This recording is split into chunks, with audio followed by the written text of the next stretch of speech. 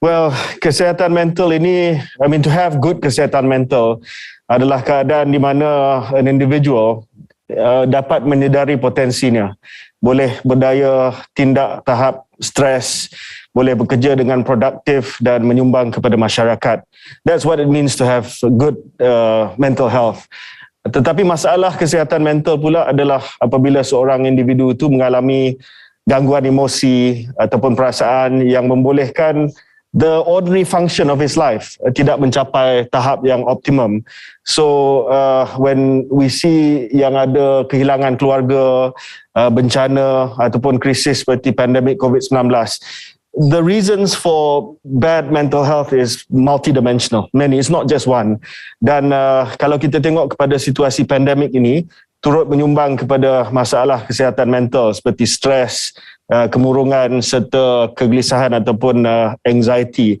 Saya rasa kalau kita melihat kepada sejak kebelakangan ini beberapa bulan dengan adanya lockdown, dengan adanya segala kerisauan berkenaan dengan COVID-19, jumlah yang telah bunuh diri, cuba bunuh diri pun meningkat. Dan sekiranya kita tidak dapat rawatan awal kepada gejala-gejala yang acute ini, maka ia akan mendatangkan kemudaratan yang lebih serius. Saya selalu sebut bahawa mental health has an impact on physical health and vice versa. If you don't look after your mental health, you will likely have poor physical health outcomes. And the other way around. If you have bad physical health, it can lead towards poor mental health as well. So it's all interrelated. Sebenarnya isu kesihatan mental ini bukanlah isu yang baru, ya.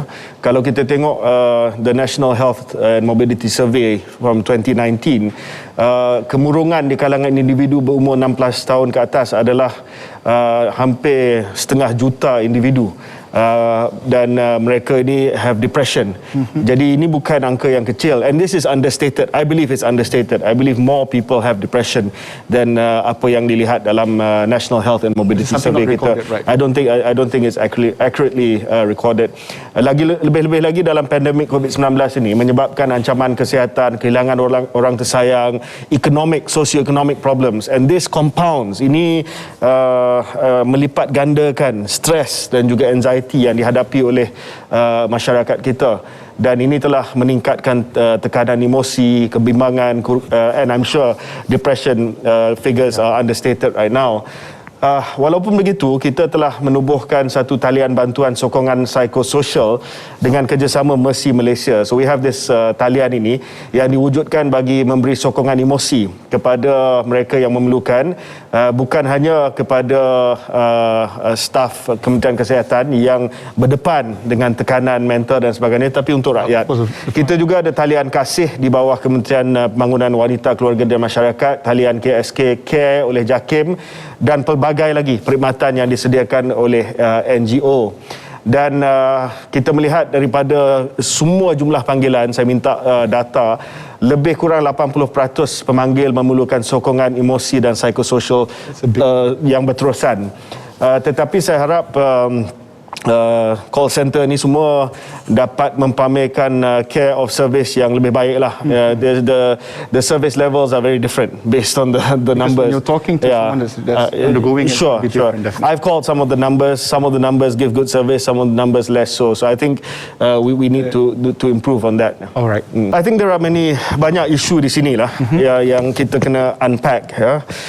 Yang pertama adalah soal stigma. Yes. Stigma itu masih lagi ada. Seolah-olah mereka yang cari rawatan ataupun bantuan kesihatan mental ini dianggap sebagai tidak siuman. Ini stigma yang masih lagi ada, dan saya rasa stigma ini perlu kita buang jauh-jauh, dan kita perlu normalize soal kesihatan mental menjadi satu perkara yang normal untuk kita cari bantuan dan juga kaunseling dan juga rawatan. Dan salah satu usaha dalam kita membuang stigma tersebut adalah dengan kita meminda undang-undang yang sedia ada, supaya suicide ataupun bunuh diri itu tidak lagi dijadikan sebagai satu akta jenayah. So kita kena decriminalise suicide, ya. Dan timbalan menteri saya Datuk Aaron pun dah umum dalam Dewan Rakyat baru-baru ini bahawa kerajaan akan pindah undang-undang yang sedia ada supaya kita decriminalise suicide, ya. Ini adalah langkah pertama dalam kita membuang stigma dari segi suicide ini. Dan kedua adalah untuk kita melancarkan kempen besar-besaran seperti Adakah Anda Okey, Let's Talk Minda Sihat yang dibuat oleh KKM pada hari ini, supaya kita normalise ataupun kita menjadikan kebiasaan usaha kita seek for help ataupun kita cari rawatan dan kita cari sokongan dan bantuan kepada mereka yang menghadapi masalah kesihatan mental dan sebagainya. Yang kedua adalah accessibility. Satu, bila kita dah buang stigma dan mereka dah sanggup untuk tampil ke hadapan untuk mencari seek for help, kita kena pastikan bahawa accessibility itu ada. Dan sudah pasti sekarang ini kita di Kementerian Kesihatan Malaysia, kita di klinik-klinik kesihatan, di semua fasiliti, hampir banyak fasiliti primer kita ada sokongan untuk psikoterapi dan sebagainya.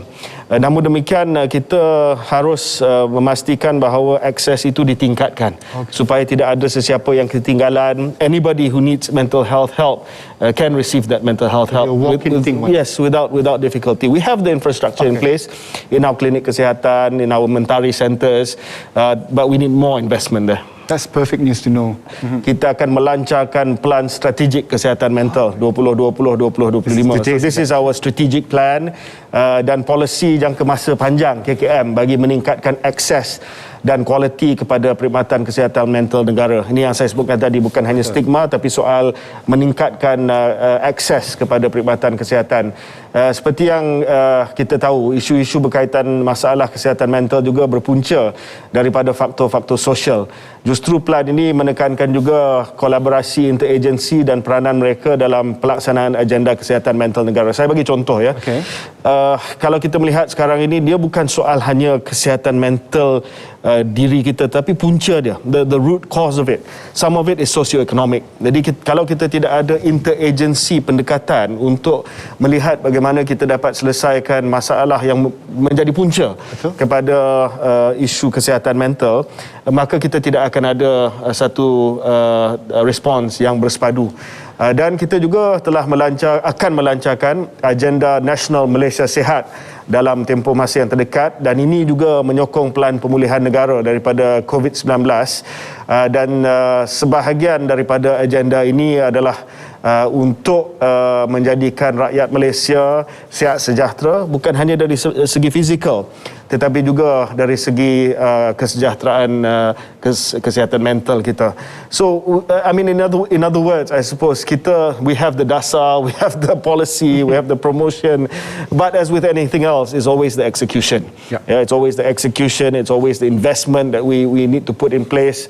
Kita nak melancarkan kempen Adakah Anda Okey, Let's Talk Minda Sihat. I always tell my guys, I said, we launch a campaign, we have a strategic plan, but at the end of the day, are these services accessible to people who want them? That's really what matters, yeah?